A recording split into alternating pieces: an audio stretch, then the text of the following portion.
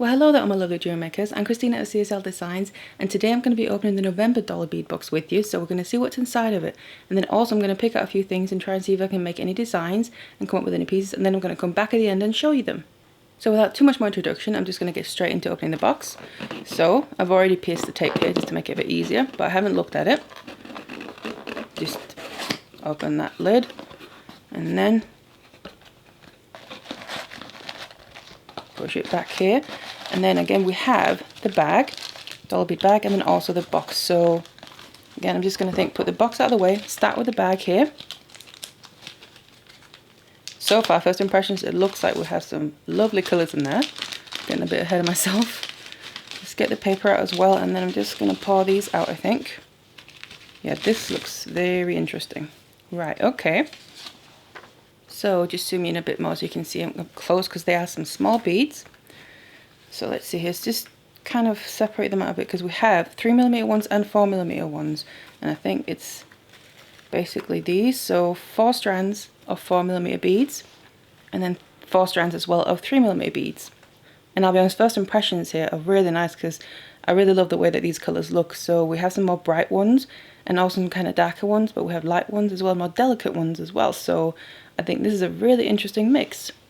Right, so if I just refer to the paper here, so we can make sure what they all are. I'm just going to start with the 3mm ones, so the little tiny ones. So first of all, we have, if you can see them, let's get that in, matte purple velvet AB. It's got to be these ones. Really nice, delicate purple, but then you get that lovely sparkle with that AB coating. Nice. Then we have green opal vitriol, however you pronounce that. That's probably these ones, I'm assuming. Again, you have a coating on it, like partly coated, so you have a base color, but then partly coated that with the AB. And then there's also a bit of AB to this, but kind of a metallic coating with that bluish base color. Then we have cyan, which has got to be this one, really nice and bright and very deep cyan color. That's very lovely. And then we have opaque white Bermuda blue. And again, a kind of dual tone to it, so like a lighter base color, but then it's kind of coated, partly coated with a bit of a metallic blue twist to it, and gives that sparkle as well. So they are really lovely. And I do love my 3mm beads, definitely very handy and useful, and also love me a bit of sparkle. Right, so moving on to the 4mm ones. So first we have matte purple velvet AB. So basically they actually go with the 3mm ones. So that could be quite interesting to make them, put them together in a piece where you need these two different sizes, but they actually still match. And obviously you get a bit of a bigger impact because they are slightly bigger beads. Then we have matte hyacinth, which I am guessing is, it's got to be this one then, looking at the other two colours. A bright orange as well, that's really lovely. Would have gone perfect for Halloween, but obviously can go with everything. And actually the orange and purple actually goes quite well together, I think. And we have light garnet, also a really deep colour and lovely sparkle. It's not AB coated, but it's sparkly because it's faceted. Just rolling them around like this. So if you make them into a piece where you have movement in the piece, that would really emphasize that sparkle. That's very lovely. Then we have matte light aqua. So some really nice and delicate ones. And again, if you combine them differently, say they will go quite nice together. But for instance, they would also go nice together. And again, they are also faceted from what I can tell. So they are actually really nice. I love the color combinations here. Also, both mixing the 3mm and the 4mm together. So I'm quite curious about possibly using some of these. And if there's any of these beads you like specifically, you can actually reorder these through the website until December 31st. So that's pretty nice as well. So that's the bag. Let's move on to the box. So I just zoomed out again just so we can actually get it in the frame. So obviously the box is a little bit bigger than the bag. So again, we have the paper here. So I'm just going to take that out and just have a look at it and keep it handy. And we have the tissue with the things underneath. So first of all, on the paper here, we have kind of a little intro.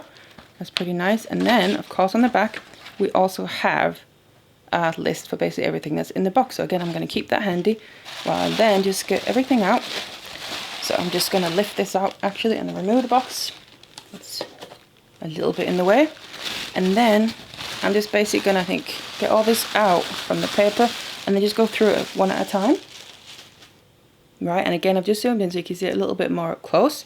So obviously, you can actually see what's in it. So we have, again, a mix of bags and strands. So I think I'm just gonna kind of separate the bags out from the strands and go through one thing at a time. I think I'm gonna push the bags out of the way first. And then just look at the strands, a little bit more of an overview. Right, so see what we have. It looks like some quite interesting and different things here. So I'm gonna just reference the paper again as well. And that's also pretty handy. We actually have on the paper there, it's separated into the strands and then the additional items. So perfect, going through the strands first. Let's see if you can see that.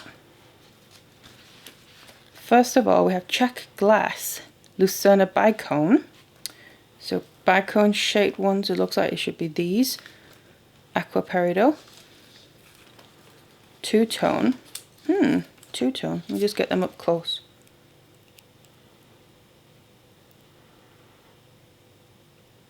Yeah, I actually think I can see that. It's very subtle, but there is actually two tones, as if it's kind of more the peridot in the middle of it and then the aqua kind of on either side. And it's quite an unusual shaped bicone as well, but they're quite nice. Nice and delicate colour, so quite elegant looking. Right, then we have check glass Druck. Medium topaz, would that be these ones here? The 6mm, I forgot to say the bicone ones, they were 6mm as well. So that's quite a nice, almost quite amber colour. I think a bit of a dark amber. Nice and round ones. Then we have olive rainbow iris, that's the colour. And they are check glass corrugated rondelles. It's got to be these ones here. So they have an actual AB coating. It's quite subtle on these ones, so we'll say it's not full on sparkly in your face or anything, but it is there. That's quite an unusual shape, that. So they are rondelles, but there's kind of something quite different about them. And that's interesting. Then we have vintage German glass rice beads. So rice beads, it's got to be these ones, multicolored. They're almost a bit like pearls, the feel to them, and also actual rice pearl beads. Again, different colours. They actually go quite nice with the check glass Druck ones. And then we have check glass tulips. Now I did just notice these when I pulled them out. They caught my eye first. So it's actually a tulip shaped bead. So you have the hole going obviously from the bottom of the tulip up to the top. And they're actually really cute. As soon as I saw them, a thought popped in my head. I thought immediately Kumihimo for some reason. I don't know why, but that was my first thought. So they are really cute in two-tone as well. Then we have check glass dagger beads. Now I do know of dagger beads. I think I have used them before, but they were bigger ones. I've not used this size. So that'll be quite nice. There's definitely a lot you can do with them. So, and that is tanzanite silver travertine or transparent tanzanite. So either one or the other colour that you get. So I do think these can give really nice effects also, especially in, for instance, beaded Kumihimo or something like that. So those are the strands in the box. So now I'm going to move on to the additional items. So I'm just going to go down to that section of the paper and then bring the bags up. So again, it looks like we have a mix of other kinds of beads, but also findings. So let's just kind of get them in. Now, I think I'm going to try and go through them on the list and then pick out the bag that should match that. So the first one's a Swarovski 4mm Zillion Rose. Crystal metallic blue foiled.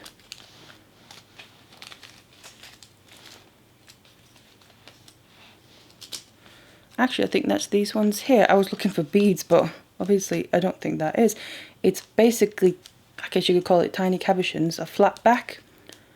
And that is a really lovely colour. It's got kind of,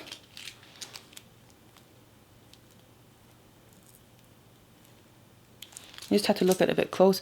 It's very interesting because it's like a pale blue, but it's got, obviously it's probably a coating, but it almost looks a bit 3D. I know obviously the shape is 3D, but kind of like there's some kind of plate inside of it. So that's quite interesting. And then we have Swarovski 8mm graphic cube. And there's one of them.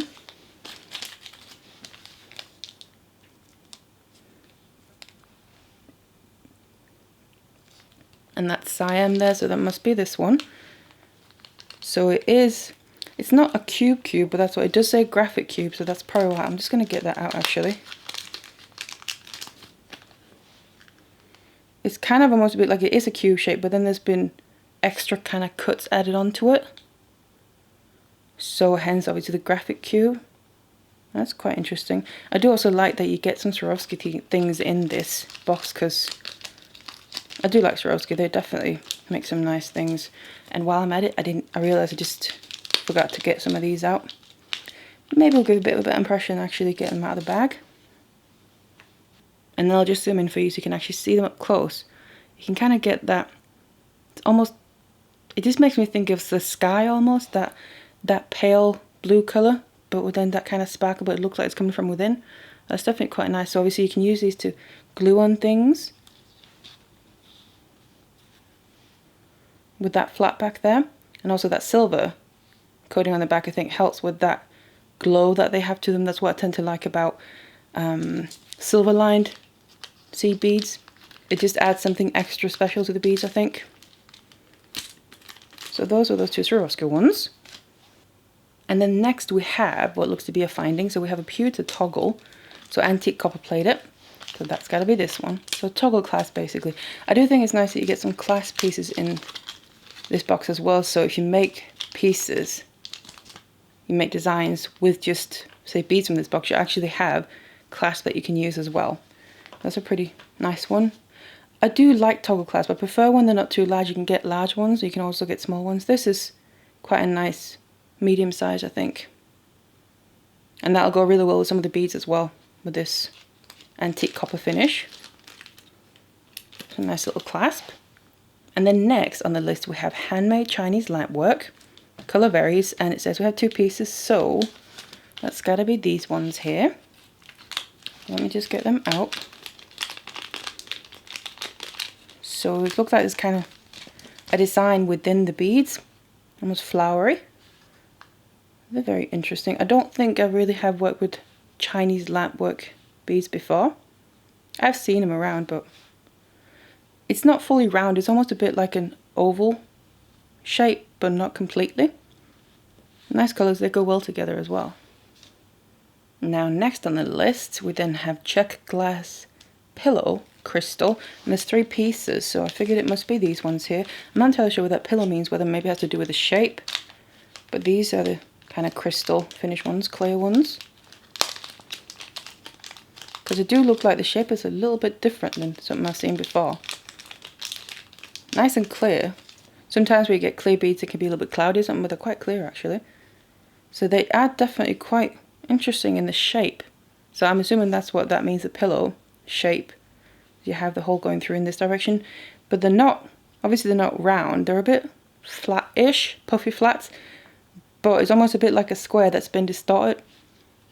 That's quite interesting, but with rounded corners as well, so probably the pillow name to that shape.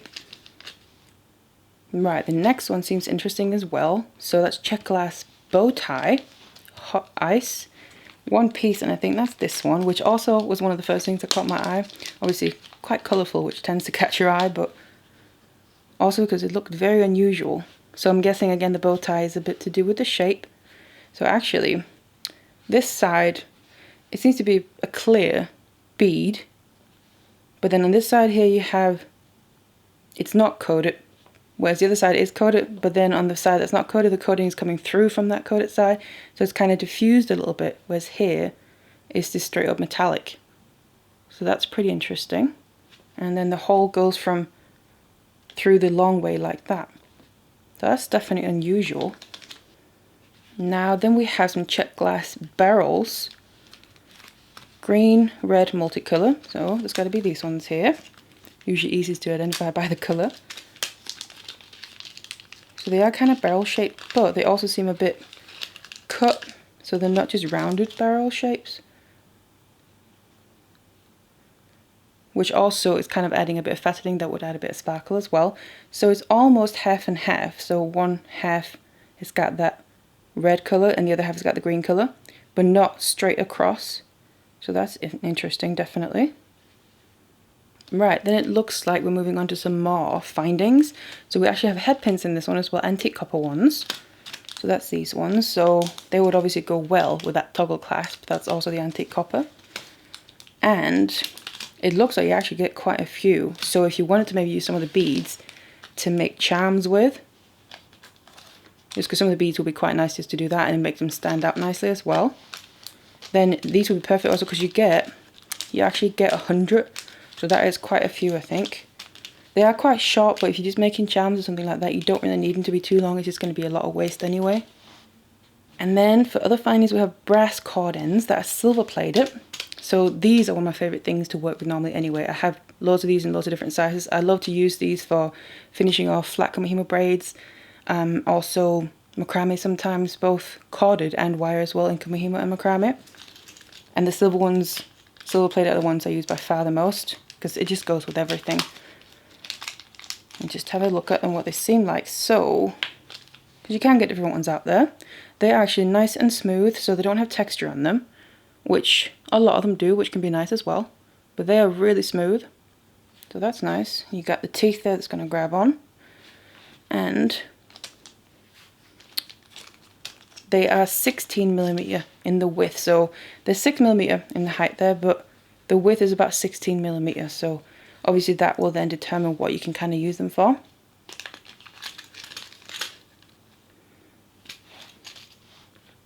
And then finally we have a pewter Celtic cross, which I also noticed before. That's this one. So antique silver basically. It's quite bold really in the design, also because that antique silver really makes all the texture pop in it. And it's really quite heavy as well, so there's definitely a bit of weight to that.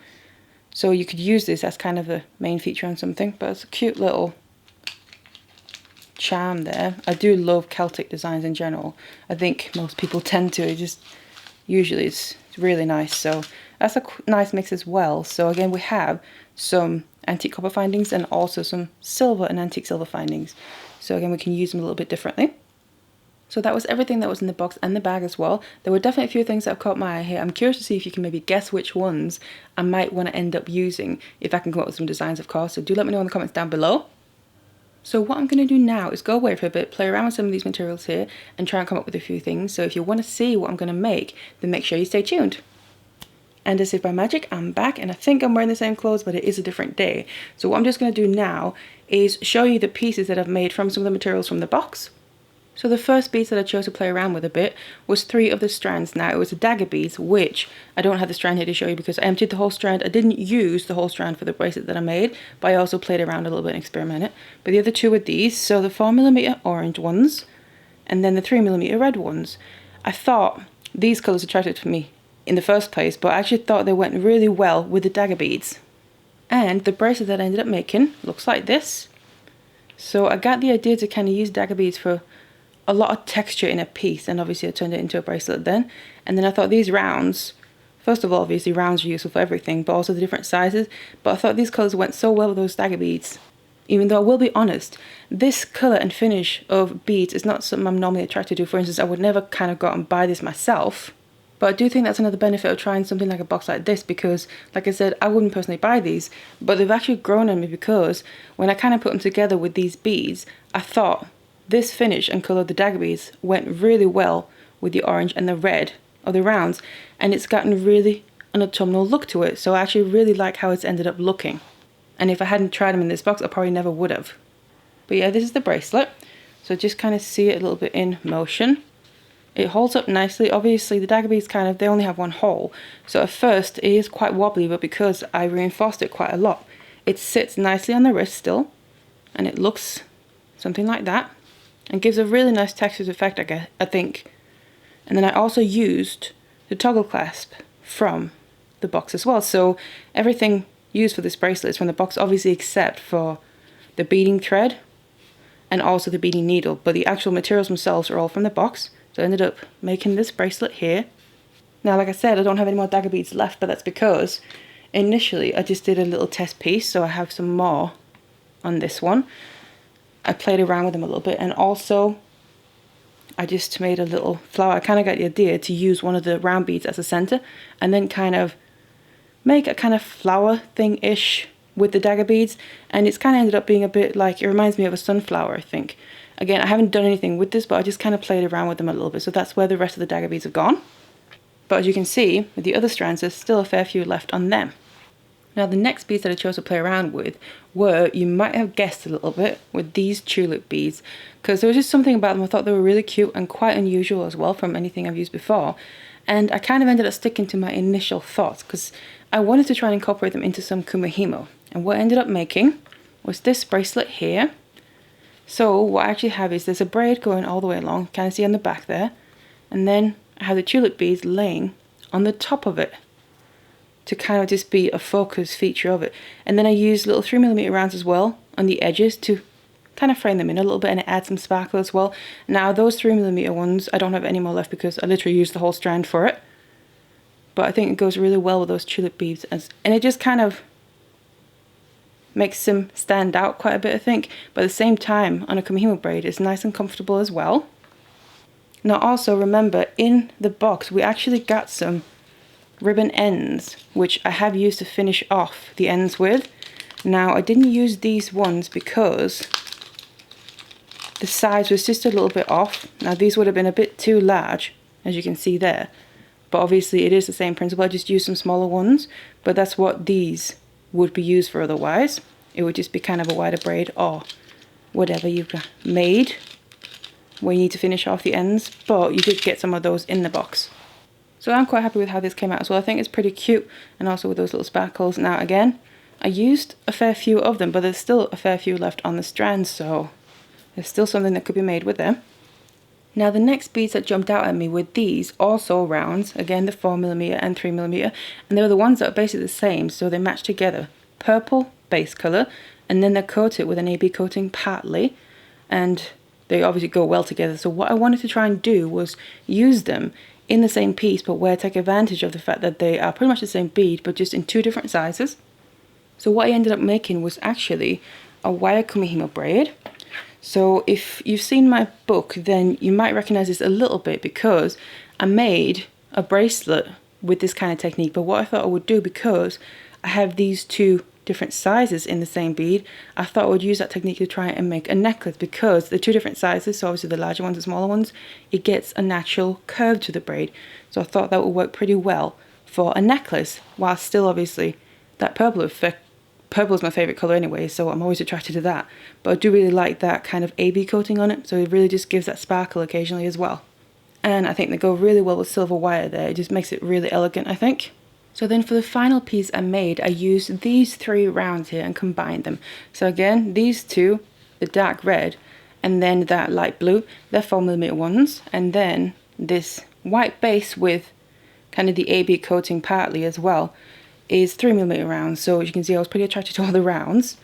So what I used them for is this bracelet here, and I actually really like how it's ended up, because first I was looking at these beads and thought these two colors go really well together, but then I thought I also do really like these, and because in a way they're pretty neutral with the color, they would pretty much go with anything, so I thought if I could combine them with that. So I ended up making this bracelet here, and I then used the 4mm rounds within the braid. Now, this is a design I made a little while ago. I already have a tutorial on it.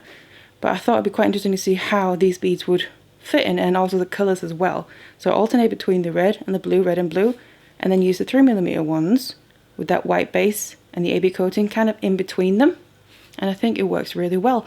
Now, it's ended up being, in a way, a little bit Christmassy, but not too much. But also just pretty elegant, I think. So I do really like how they've ended up working together, and also they work really well with the silver wire.